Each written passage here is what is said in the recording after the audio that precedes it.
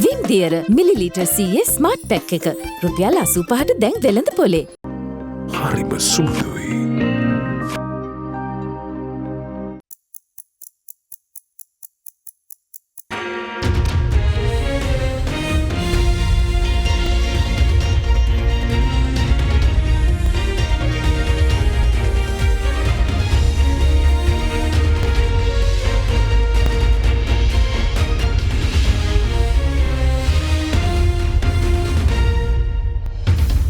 On First at 9 this Wednesday, the 15th of March 2023. Protest. Professionals Trade Union Alliance launches a 24-hour nationwide token strike today to express their objection to the government.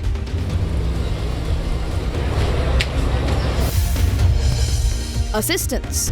While expressing his gratitude for supporting Sri Lanka to secure an IMF program, President Ranil Wickremesinghe requests bilateral creditors to foster their coordination required for it. Reshuffle.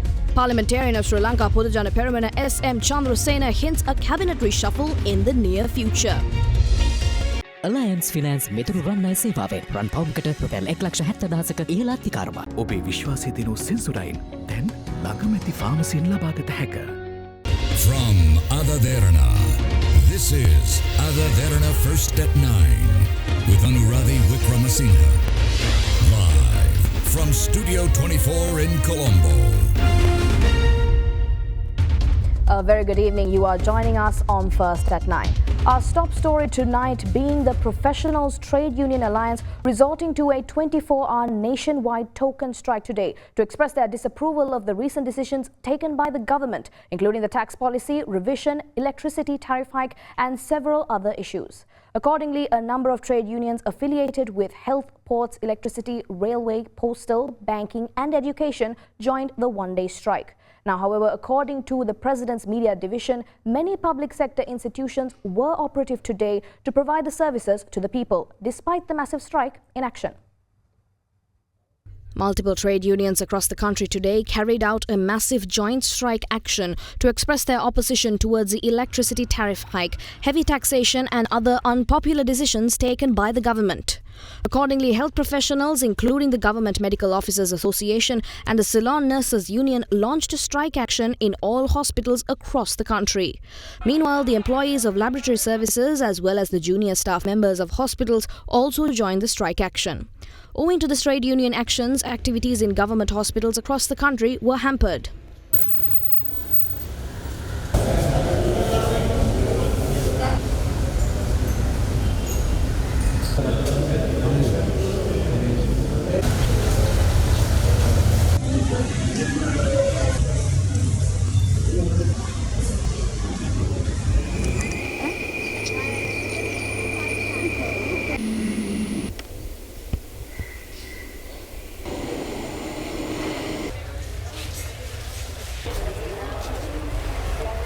However, the strike was not carried out in emergency treatment units, children's hospitals, maternity hospitals, cancer hospitals, kidney treatment units and the National Institute for Mental Health.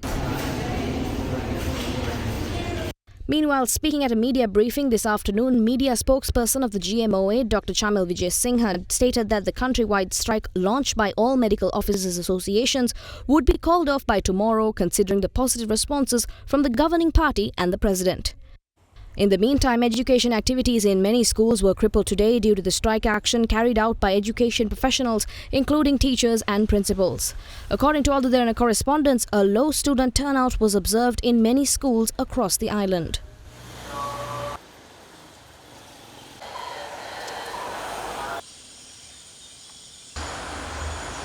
Meanwhile, the end-of-term exams in schools across several provinces scheduled to take place today have also been postponed.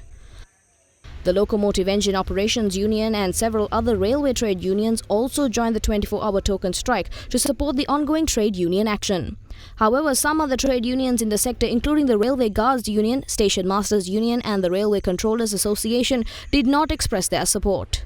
The General Manager of Railways, meanwhile, noted that 20 trains in total were in operation this morning for the convenience of commuters despite the union action. He attributed this to the committed service of railway employees.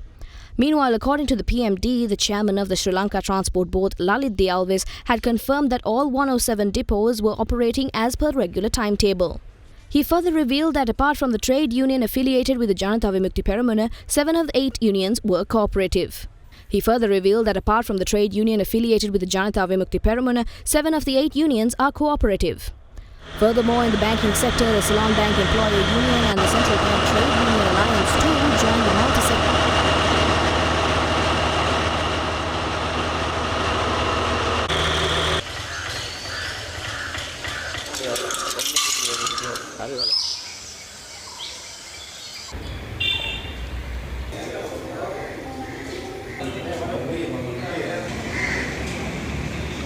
Furthermore, in the banking sector, the Ceylon Bank Employer Union and the Central Bank Trade Union Alliance too joined the multi-sectoral token strike today.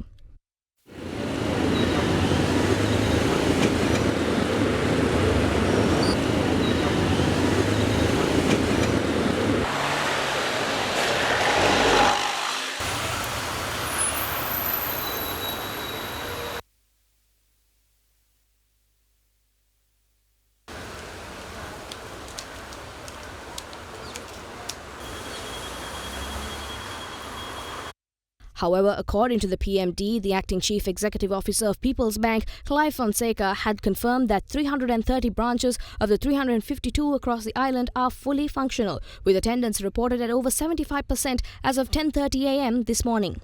Further, the general manager of Bank of Ceylon has confirmed that over 200 branches are operating as usual. Nevertheless, the customers of Bank of Ceylon head office were heavily inconvenienced today when those involved in the strike action decided to hide the keys of the safes. In more developments, the Postal and Telecommunication Services Union and the United Postal Services Trade Union Front bolstered their trade union action today despite being declared as an essential service.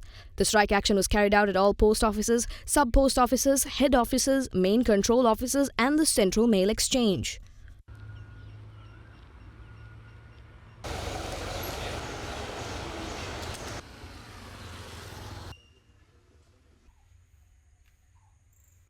Multiple trade unions in the electricity sector, including the Ceylon Electricity Board Engineers Union and the CEB Employees Union, supported trade union action by reporting sick leave. In the meantime, the employees of the National Water Supply and Drainage Board have decided to withdraw from maintenance work today. The group then staged a protest in front of the head office of the National Water Supply and Drainage Board this afternoon.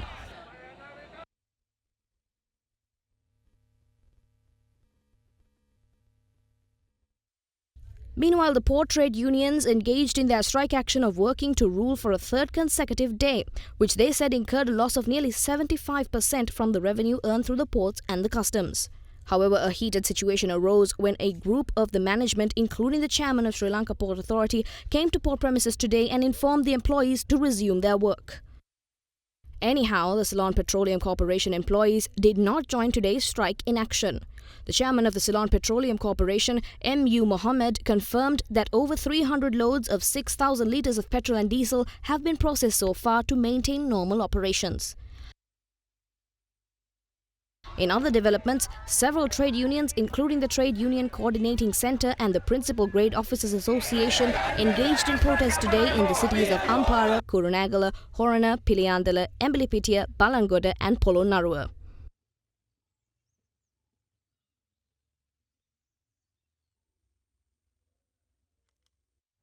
President Ranil Wickremesinghe expressed his gratitude to the Paris Club creditors, Japan and to India and China for enabling their cooperation to secure an IMF-supported program. In a letter to Sri Lanka's official bilateral creditors, the President, Ranil Wickremesinghe, requested them to foster their coordination required for the International Monetary Fund-supported program.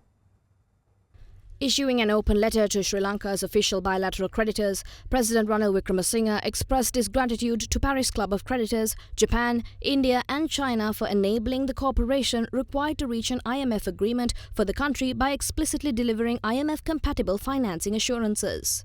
The President said since taking office last July, the government has been engaging in good faith with all the creditors by providing all the necessary information to enable them to make a proper assessment on the debt situation and required efforts to close the country's funding gap and restore debt sustainability. The head of state also noted that the government deployed all efforts to demonstrate Sri Lanka's commitment to the Extended Fund Facility Programme and relentlessly engage on the path to reforms. President Wickremesinghe also highlighted that the government has introduced a robust reform agenda aimed at achieving debt sustainability, strengthening governance, widening of social safety nets, supporting the most vulnerable and ensuring that Sri Lanka can grow an inclusive economy attractive to international business, adding that this is the path that will be taken to improve the lives of Sri Lankans and to ensure they are first in line to benefit from the improvements in the country's economic conditions.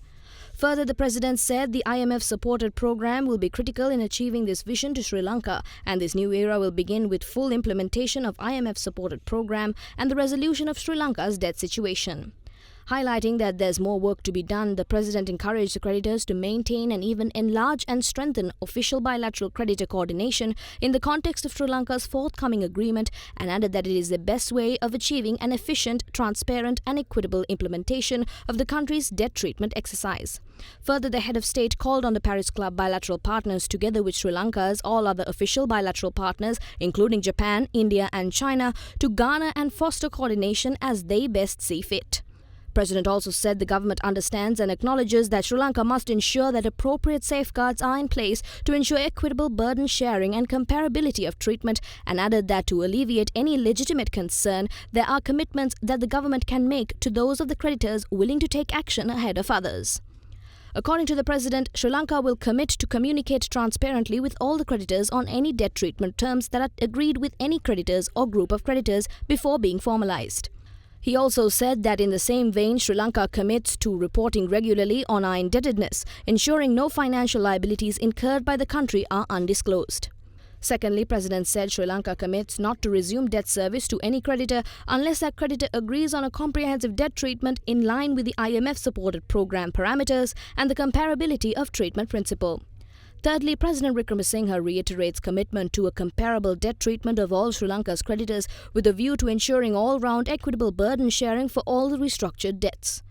The head of state added that to that end, they will not conclude debt treatment agreements with any official bilateral creditor or any commercial creditor or any group of such creditors on terms more favorable than those agreed under any multilateral platform put forward by our official bilateral creditors. Parliamentarian of Sri Lanka Pudujana Peramana S.M. Chandrasena hinted at a cabinet reshuffle in the near future. Addressing a media briefing today, the MP further stated that restructuring the cabinet is something that should be done.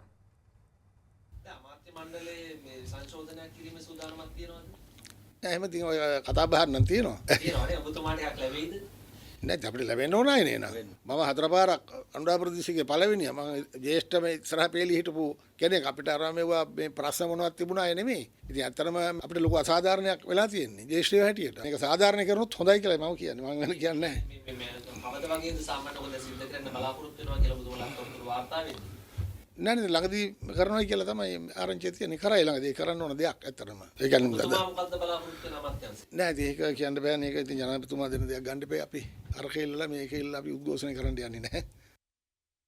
Now, parliamentarian of the Samagi Jana Balawegaya, Iran Wickramaratne, states that there are alternative ways to prevent strike actions that are currently underway to express objection to the government's tax policy, such as the implementation of the tobacco tax based on pricing formulas, which he believes will earn 40 to 50 billion rupees to the government. Addressing a media briefing today, the minister further urged the health sector to refrain from engaging in strikes since it is an essential service akin to the police and military. පොලිසියට බැඳෙනකොට පොලිසිය වැඩ වර්ජනයට යන්නේ නැහනේ. හමුදාවට බැඳෙනකොට හමුදාව වැඩ වර්ජනයට යන්නේ නැහනේ. ඉතින් මම විශේෂයෙන්ම සෞඛ්‍ය සේවාවල් වල ඉන්න අයට කියන්න ඕනේ ඒකත් අත්‍යවම අවශ්‍යයි. අනාගතයේදී මේ සේවාවට බැඳෙනකොටත් හමුදාවට පොලිසියට බැඳෙනවා වගේම වෙන්න ඕනේ. මොකද මේ සේවාවත් ජීවිතයයි මරණයයි අතරේ පුද්ගලයෙක්ගේ. ඒ නිසා මම කියනවා මේකේ මූලික වගකීම ගන්න ඕනේ ආණ්ඩුව. බදු වලට ආපුවාම රජය එකපාරින්ම කිව්වා ජනාධිපතිතුමා කතාවේ පිළිතුරක් හැටියට කිව්වා වැඩි කළොත් රුපියල් බිලියන 60ක් විතර අහිමි වෙනවා කියලා රාජ්‍ය ආදායම. හැබැයි ඒක ලබා ගන්න පුළුවන්. එක උදාහරණයක් දුන්නොත් දුම්කොළ බද්ද. ඒ දුම්කොළ මිල සූත්‍රය අනුව ක්‍රියාත්මක කළොත් අනිවාර්යෙන්ම රුපියල් බිලියන 40ක් 50ක් දුම්කොළ බද්දෙන් විතරක් ලබා ගන්න පුළුවන්. ඒක විසඳ ගන්න ක්‍රමවිධි තියෙනවා. මිනිස්සුම තල්ලු කරන්න එපා පාරට. And on the other side of this short commercial break, we look at the discussions Minister of Foreign Affairs Ali Sabri held with foreign dignitaries who arrived in the UK to participate in the Commonwealth Foreign Affairs Ministers meeting. Stay with us.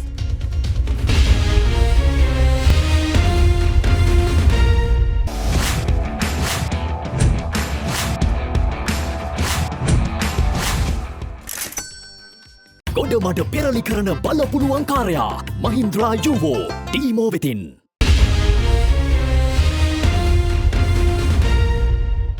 Welcome back. Minister of Foreign Affairs Ali Sabri discussed ways to attract Malaysian investments to Sri Lanka with his Malaysian counterpart Dr. Zamri Kadir. During his visit to the United Kingdom to participate in the Commonwealth Foreign Affairs Ministers meeting, he also held discussions with the Rwandan Foreign Minister on Sri Lanka's policy on reconnecting with Africa. During his visit to the United Kingdom to participate in the 22nd Commonwealth Foreign Affairs Ministers meeting at the Commonwealth headquarters in Marlborough House in London, Minister of Foreign Affairs President's Council Ali Sabri met with the UK's Minister of State for Indo-Pacific Affairs of the Foreign Commonwealth and Development Office, Anna-Marie Trevelyan. During discussions, both parties have renewed their commitment to work closely to further strengthen the long-standing friendship and cooperation. Meanwhile, Foreign Minister Sabri held discussions with the Malaysian Foreign Minister Dr. Zamri Kadir. The discussions focus on attracting Malaysian investments to Sri Lanka. In the meantime, discussions Foreign Minister held with his Rwandan counterpart Vincent Biruta focused on Sri Lanka's policy on reconnecting with Africa. During discussions, both parties agreed to work together for a win-win partnership under the said policy. The Minister of Labour and Foreign Employment Manushananayakara states that the government of Malaysia has approved an additional 10,000 jobs for Sri Lankan migrant workers as security personnel.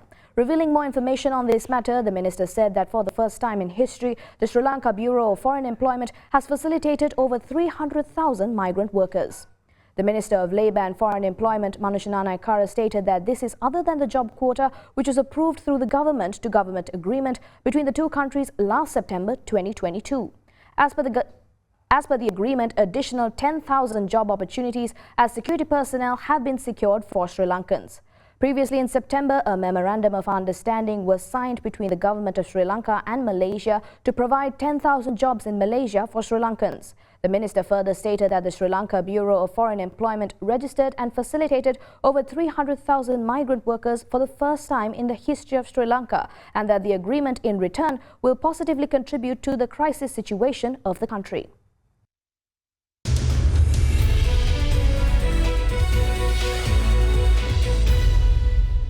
Now, Sri Lankan shares closed higher today for a second straight session, helped by gains in financials and consumer staple stocks. The all-share price index rose to 0.39% to 9,587.79. LOLC Finance and Brown's Investments were the biggest boost to the index, both surging 8.3%. Capital goods sector was the top contributor to the market turnover, while material sector was the second highest contributor to the market. The trading volume for the CSE all-share index rose to 66.8 million shares from the 52 million in the previous session. The market turnover rose to 1.63 billion Sri Lankan rupees or $4.87 million from 1.46 billion rupees in the previous session. Foreign investors were net buyers in the equity market, purchasing stocks worth 303 million rupees, while domestic investors were net sellers, offloading 1.55 billion rupees worth of shares.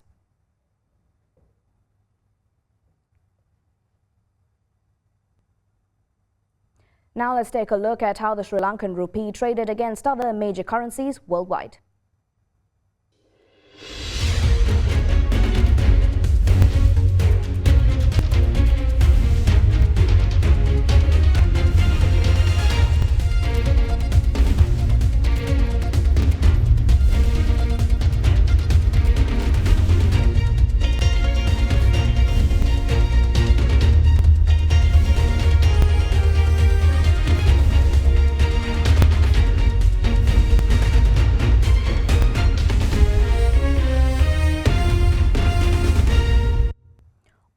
extended losses today, with Brent crude hitting a 3-month low as concerns over the Credit Suisse bank spooked world markets, offsetting hopes of a Chinese oil demand recovery.